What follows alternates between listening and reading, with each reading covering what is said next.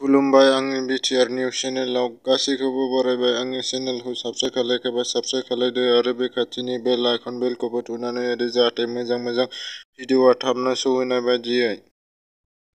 सेथि बोसोरारि बिटिआर रेकर्डनि सानखौ फैगौ 27 खालार खालि सेथि बिटिआर रेकर्डनि दफा बायदियै फैगौ 27 जानुवारियाव उदालगुरि जिल्लायाव फालिनाय जागोन। बेयाव सेथि जोबथा सान फालिनाय जाहैगोन। अल आसामनि स्टुडेन्ट इउनियनआ कानि हेंथायै सोमावसारदों आरो रायजो राजाफोरखौ लानानै सोमावसारदों आरो गोसोम फिरफिलाबो बिरहोदों। दिनै बर'नि मोनसे बाथौ सान बेखौ जेरावबो बर' हारिफ्रा बाथौ धोरोमनि मानसिफ्रा जेरावबो फालिगोन आरो माखासे गुदि गेजेर गोजौ फरायसालि स्कुलफोराव फालिनाय जाहैगोन। जोंनि मोनसे बर'नि बाथौआरि धोरोमनि मोनसे सान बाथौ फालिथायनि मोनसे दिनैनि दिना मंगलबार दिनखालि रंजलियाव बिजेपिनि बिबानगिरि आफादगिरि बिथांखौ बुथारनानै गालांदों दुथांफ्रा। बिथांनि मुङा मनज मेसारिमोन।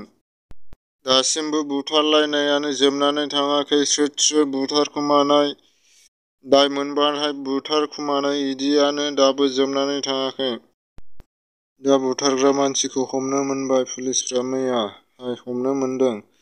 बेनि थाखाय जेबो खौरां मोनथ'नाय जायाखै। बर' हारिमुआव सेथि फाव दिन्थिग्रा रिंखाव बर' बिथांनि मैया गोथार जुलिमोन। बिथांनि बिसि अनिता दैमारिजों रिंकु बर' बिथाङा गोथार जुलि जायो। बिथांखौ सासे साहा बागाननि मेनेजारबो होननानै मिथिनाय जादों आरो मोनसे इन्डास्ट्रिनि मेनेजारबो होननानै मिथिनो मोननाय जाहैदों। बिथांनि जुलिया मैया जानानै थांबाय। बिथांमोना जुलि जाखांनायनि उनाव मोजाङै मोजां संसार जालांथों बेखौनो आङो इसोरनाव आर'ज गाबबाय। मैया उदालगुरि जानाय मोनसे मेलावहाय दिपेन बर'आ एबसुनि प्रेसिडेन्ट बिथाङा बर' हारिनि थाखाय जौगानायनि खामानि मावलांबाय थागोन होननानै बिबुंथि लाखिदों एबा मोगा-मोगि लानायाव बुंदों।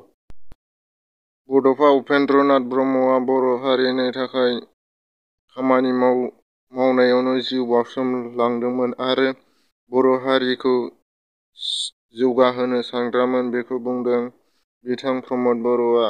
आरो प्रमद बर'आ बुंबावदों जे जेब्लासिम एबसुआ थांनानै थागोन बर' हारिनि थाखाय खामानि मावलांबाय थागोन। बेखायनो बिटिआरआव थानाय सरकारा एबसुखौ अरायसम नायलांबाय थागोन होननानै प्रमद बर' सारआ बे बाथ्राखौ बुंदों। आबादारि बिग्रायनाया दाबो जोबाखै। मोनथाम दाबिनि सायाव सरकारा दासिमबो गनायथि होआखै।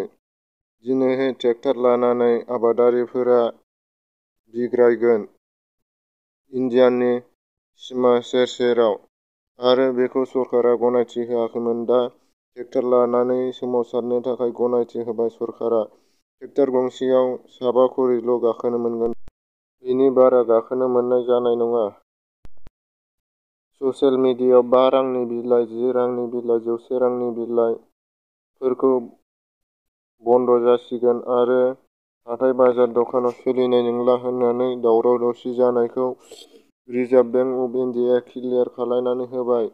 बेयो ओरैनो ससियेल मिडियायाव बांसावनायसो होननानै बुंदों आरो बे राङा सोलिबाय थागोन होननानैनो बुंदों। रिजार्भ बेंक अफ इन्डियाया गावसिनि टुइटार एकाउन्टआव टुइट खालायनानै खिन्थादों। आंनि चेनेलखौ साबस्क्राइब खालायाखैबा साबस्क्राइब खालायदो आरो बे खाथिनि बेल आइकन बेलखौबो थुनानै होदो जाहाथे मोजां भिडिअआ थाबनो सौहैनाय बायदियै।